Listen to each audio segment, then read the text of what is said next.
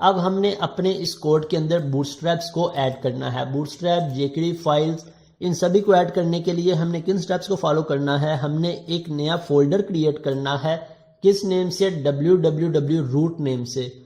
और फिर इस फोल्डर के अंदर जाके हम अपने इन सभी फाइल्स को बूटस्ट्रैप हो, jQuery हो, जितनी भी हमारी क्लाइंट साइड लाइब्रेरीज हो उन्हें ऐड करेंगे। ये एक इंपॉर्टेंट पॉइंट है याद रखने वाला कि हमारी जितनी भी क्लाइंट साइड लाइब्रेरीज हों, क्लाइंट साइड लाइब्रेरीज के अंदर हमारी जावास्क्रिप्ट की लाइब्रेरीज हों, हमारी HTML CSS लाइब्रेरी हो, बूटस्ट्रैप लाइब्रेरी हो, जिसे हम क्लाइंट साइड या फ्रंट एंड की लाइब्रेरीज कहते हैं, वो सभी लाइब्रेरीज हमारे किस फोल्डर में आएंगी? हमारे www रूट फोल्डर में। सो अगर हमारे पास www root folder already exist कर रहा है तो हम उसमें जाके इन फाइल्स को ऐड कर लेंगे, या फिर हम पहले यहाँ से जाके फोल्डर ऐड करेंगे, add new folder www root, और जैसे ही मैं एंटर करूंगा मेरे पास इस फोल्डर का आइकॉन बाय डिफॉल्ट चेंज हो जाएगा। अब इसमें हमने कैसे क्लाइंट साइड लाइब्रेरीज को ऐड करना है? हमारे पास दो वेज हैं, या हम मैनुअली ऐड कर लें या हम क्लाइंट साइड ऑप्शन को चूज करके ऐड कर लें। मैनुअली किस तरह से ऐड करेंगे? हम बूटस्ट्रैप फाइल्स को डाउनलोड करेंगे और यहाँ पे आके ऐड कर लेंगे। इसी तरह जावास्क्रिप्ट फाइल्स को नेट से डाउनलोड करेंगे और यहाँ पे आके ऐड कर लेंगे। लेकिन विजुअल स्टूडियो 17 या 19 में माइक्रोसॉफ्ट ने बहुत बेहतर ऑप्शन दिया है। इसमें हमें यहाँ से किसी भी एक्सटर्नल फाइल को हमने डाउनलोड करना या इंस्टॉल करना है तो हमें गूगल पे जाने की ज़रूरत नहीं पड़ती या अलग से ऐड करने की ज़रूरत नहीं पड़ती। हम यहीं पे इस पर राइट क्लिक करेंगे, ऐड, और हमारे पास ऑप्शन आ जाएगा क्लाइंट साइड लाइब्रेरी। वो क्लाइंट साइड लाइब्रेरी हमारी जितनी भी लाइब्रेरीज होंगी, CSS की हों, बूटस्ट्रैप की हों, जावास्क्रिप्ट की हों, सभी लाइब्रेरीज यहाँ पे आ जाएंगी। फॉर एग्जांपल मैंने jQuery सर्च की, यहाँ पे मेरे पास jQuery की जितनी भी लाइब्रेरीज हैं, jQuery हो, jQuery UI हो, UJS हो, सभी लाइब्रेरीज आज आ गई। मैंने जिसे भी इंस्टॉल करना है मैं उसे सिलेक्ट करूंगा और साथ ही उसका वर्जन भी आगे डिस्प्ले हो गया। अगर मैं इसका वर्जन चेंज करना चाहता हूं, मैं प्रीवियस वर्जन रिमूव कर दूंगा और 3 डॉट, मेरे पास इसके सभी वर्जन डिस्प्ले हो गए। मैं जिस वर्जन को भी ऐड करना चाहता हूं वो वर्जन सिलेक्ट कर लूंगा। सिलेक्ट करने के बाद अभी नीचे हमारे पास फर्दर ऑप्शन आ गए, दो मेरे पास रेडियो बटन या ऑप्शन आ रहे हैं, इंक्लूड ऑल लाइब्रेरी फाइल्स या चूज स्पेसिफिक फाइल्स। हम कभी भी सभी फाइल्स को ऐड नहीं करते, हमें जिस फाइल की इनमें से जरूरत हो हम सिर्फ उस फाइल को सिलेक्ट कर लेते हैं। सो हम हमेशा यहाँ पे सिलेक्ट करते हैं चूज स्पेसिफिक फाइल्स, और जैसे ही मैं स्पेसिफिक फाइल करूंगा तो मुझे जिस फाइल की जरूरत होगी बाय डिफॉल्ट वो फाइल ऑटोमेटिकली सिलेक्ट हो जाएगी। अदरवाइज अगर ये फाइल आपके पास सिलेक्ट नहीं होती तो आपको पता होना चाहिए कि हमने jQuery में कौन सी फाइल सिलेक्ट करनी है, jQuery.min.js, और इसके बाद ये फाइल कहाँ पे इंस्टॉल होगी? मेरे इस फोल्डर में www रूट में, और इसके बाद ऑटोमेटिकली ये jQuery का फोल्डर क्रिएट करेगा और यहाँ पे मेरी इस फाइल को क्रिएट कर देगा। तो लेट्स से चेक कर लेते हैं। मैंने इंस्टॉल पे क्लिक किया और यहाँ से मैं इसे एक्सपेंड करता हूँ, मेरे पास एक jQuery का फोल्डर ऐड हुआ और इसके अंदर jQuery फाइल ऐड हो गई। सो हमारे लिए कितना ज़्यादा आसान हो गया क्लाइंट साइड लाइब्रेरीज को यूज़ करना। हमने जिस भी एक्सटर्नल फाइल को यूज़ करना हो हमें विजुअल स्टूडियो को छोड़ के जाने की ज़रूरत नहीं पड़ती, अलग से उसे मैनुअली ऐड करने की ज़रूरत नहीं पड़ती। अब मुझे बूटस्ट्रैप फाइल्स चाहिए, मैं यहाँ से चला जाता हूँ, इस पर राइट क्लिक किया और फिर अगेन क्लाइंट साइड लाइब्रेरी, यहाँ से जाके हम लिख लेते हैं ट्विटर बूटस्ट्रैप। अगर मैं सिंपल बूटस्ट्रैप लिखूंगा तभी हम देख लेंगे हमारे पास क्या ऑप्शंस आते हैं। हमारे पास काफ़ी सारे ऑप्शन आ गए, लेकिन जो सा बूटस्ट्रैप हम यूज़ करते हैं इसे हम ट्विटर बूटस्ट्रैप का नाम देते हैं। सो मैं यहाँ से सर्च कर लेता हूँ ट्विटर बूटस्ट्रैप, और जैसे मैंने सिलेक्ट किया इसके साथ ही आगे इसका वर्जन आ गया जो लेटेस्ट वर्जन होगा। अगर हम वर्जन चेंज करना चाहते हैं तो मैं यहाँ से 5 लिखूंगा तो मेरे पास इसके सभी वर्जन्स अवेलेबल हो जाएंगे। मैं जिस वर्जन को सिलेक्ट करूंगा उसकी फाइल्स मेरे पास नीचे डिस्प्ले हो जाएंगी। सो हमारी रिक्वायरमेंट क्या है? लेटेस्ट वर्जन की। सो लेटेस्ट को मैंने सिलेक्ट किया, इसे थोड़ा सा ड्रैग कर लेता हूँ। तो अब हमारे पास फर्दर नीचे कुछ ऑप्शंस आ गए, इंक्लूड ऑल लाइब्रेरी फाइल्स और चूज स्पेसिफिक फाइल्स। अब अगर हमने सभी फाइल्स ऐड करनी है तो हम इसे इसी तरह से रहने देंगे, इंस्टॉल पे क्लिक कर देंगे तो ये सारी की सारी फाइल्स हमारी इंस्टॉल हो जाएंगी। लेकिन हमें कभी भी इतनी सारी फाइल्स को ऐड करने की ज़रूरत नहीं पड़ती, हम पर्टिकुलर फाइल्स को सिलेक्ट करते हैं। यहाँ से रेडियो बटन चेंज किया, साथ ही मेरे पास ऑप्शन सिलेक्ट हो गए। अब हम देख लेते हैं CSS में कौन सी फाइल की हमारी रिक्वायरमेंट है। हमें सिर्फ एक फाइल चाहिए, यहाँ से bootstrap.min.css। ये मेरी फाइल है, मैंने CSS में से इस फाइल को सिलेक्ट कर लिया। इसके बाद जावास्क्रिप्ट में भी हमें सिर्फ एक फाइल चाहिए, bootstrap.min.js। इसके बाद SCSS में मुझे कोई भी फाइल नहीं चाहिए, तो हम इसे सिंपल इंस्टॉल पे क्लिक कर देंगे। तो ये सभी फाइल्स हमारी कहाँ पे इंस्टॉल होंगी, इस लोकेशन पे twitter-bootstrap पे। मैंने इंस्टॉल पे क्लिक किया। अब यहाँ पे ऑटोमेटिकली इसने एक फोल्डर क्रिएट कर दिया और इस फोल्डर के अंदर हमारी CSS और जावास्क्रिप्ट दोनों फाइल्स को ऐड कर दिया। सो हमारी बूटस्ट्रैप की फाइल्स मीन क्लाइंट साइड की फाइल्स भी कितनी आसानी से ऐड हो गई। इसी तरह अगर मुझे आइकन्स की फाइल ऐड करनी है, सो अगेन मैं यहाँ पे चला जाता हूँ और क्लाइंट साइड लाइब्रेरीज, और यहाँ से फॉन्ट ऑसम आइकन्स को हम सर्च कर लेते हैं। फॉन्ट ऑसम, हमारे पास फॉन्ट ऑसम की लाइब्रेरीज आ जाएंगी। फॉन्ट ऑसम एनिमेशन चाहिए, सो एनिमेशन की आ जाएंगी। सिंपल फॉन्ट ऑसम पे लिखूंगा तो सिंपल फॉन्ट ऑसम की लाइब्रेरीज आ गई।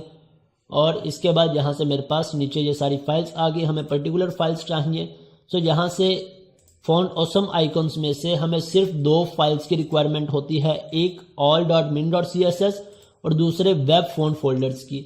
सो मैंने इन दोनों को सिलेक्ट किया, इंस्टॉल पे क्लिक कर दिया। सो हमारे यहाँ पे फॉन्ट ऑसम्स भी ऐड हो गए। सो हमारे लिए कितना ज़्यादा आसान हो गया अपनी क्लाइंट साइड लाइब्रेरीज को ऐड करना। अब नेक्स्ट स्टेप हमारा क्या है कि हम इस पर क्या कर लेते हैं, हम अपनी नेवबार में जाकर नेवबार को ऐड करते हैं और इसके बाद अपने लिंक्स को ऐड करते हैं। जब हमारे लिंक्स ऐड हो जाएं देन हम अपनी इस एप्लीकेशन को डेटाबेस के साथ कनेक्ट करते हैं। डेटाबेस कनेक्ट करने के स्टेप्स बिल्कुल सेम हैं जो हम ऑलरेडी एंट्री फ्रेमवर्क के प्रोजेक्ट में या एंट्री फ्रेमवर्क के कोर्स में इम्प्लीमेंट कर चुके हैं। सो उन्हीं स्टेप्स को अगेन हम यहाँ पे इम्प्लीमेंट कर लेंगे। सो अब मैं यहाँ से जाके पहले चेक कर लेता हूँ कि क्या मेरी बूटस्ट्रैप अटैच हुई है या नहीं। चेक करने का क्या मेथड है, मैं यहाँ से इस व्यू में आ जाता हूँ और एक बटन क्रिएट कर लेता हूँ और इस बटन को बूटस्ट्रैप की एक क्लास असाइन करके देख लेता हूँ, btn-primary। अगर तो इस बटन का कलर चेंज होता है देन इट मीन्स कि मेरे पास बूटस्ट्रैप की फाइल्स प्रॉपर ऐड हो गई हैं। लेकिन मेरे ख्याल से मैंने यहाँ पे लेआउट में अटैच नहीं की कोई फाइल। ओके, पहले हम यहाँ पे इन फाइल्स को अटैच कर लेंगे। अटैच कैसे करना है, पहले बूटस्ट्रैप की CSS फाइल को मैं अटैच कर लेता हूँ और इसके बाद जावास्क्रिप्ट फाइल्स के लिए हमने सबसे पहले jQuery फाइल को ऐड करना है और फिर अपनी जोन से भी जावास्क्रिप्ट की फाइल होगी उस फाइल को ऐड करना है, अदरवाइज हमारी jQuery वर्क नहीं करेगी। ओके, अब इसे रन करके देख लेते हैं कि क्या मेरे पास मेरे बटन का कलर ब्लू होता है या नहीं। ओके, मेरे बटन का कलर ब्लू हो गया, इट मीन्स मेरी बूटस्ट्रैप फाइल्स प्रॉपर लिंक हो चुकी हैं। अब नेक्स्ट स्टेप क्या है, हम यहाँ पे आकर अपनी नेवबार को या अपने लिंक्स को ऐड कर लेते हैं। सो इसके लिए मैं यहाँ से बूटस्ट्रैप की वेबसाइट ओपन कर लेता हूँ और यहाँ से सिंपल इसका कोड ओपन कर लेता हूँ।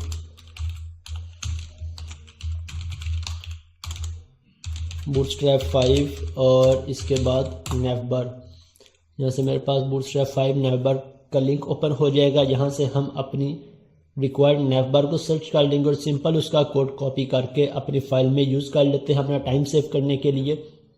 ओके, यहाँ से मेरे पास नेवबार ओपन हो गई और इस नेवबार में मुझे इस तरह की नेवबार डिस्प्ले करवानी है या इस तरह की नेवबार डिस्प्ले करवानी है।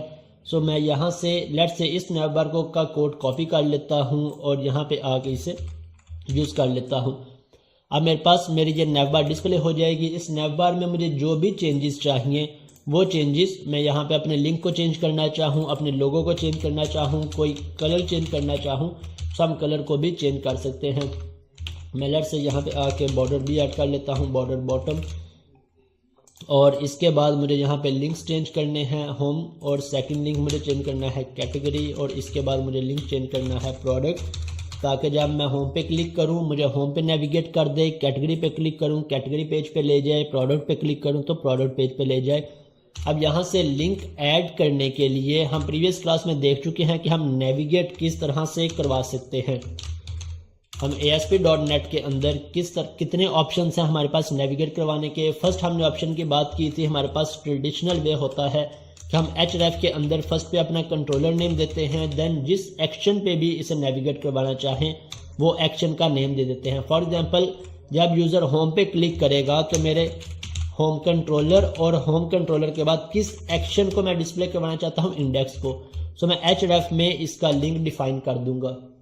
सो मैं यहाँ पे अपने लिंक को डिफाइन कर दूंगा। सेकंड वे हमारे पास क्या होता है, हम HTML हेल्पर्स को यूज़ कर लेते हैं। HTML हेल्पर्स को किस तरह से, @HTML.ActionLink, एक्शन लिंक के अंदर हम अपने लिंक को कैसे डिफाइन कर सकते हैं। मैं कोमा प्रेस करूंगा, मेरे पास इसके सभी के सभी ओवरलोडेड फंक्शंस आ जाएंगे।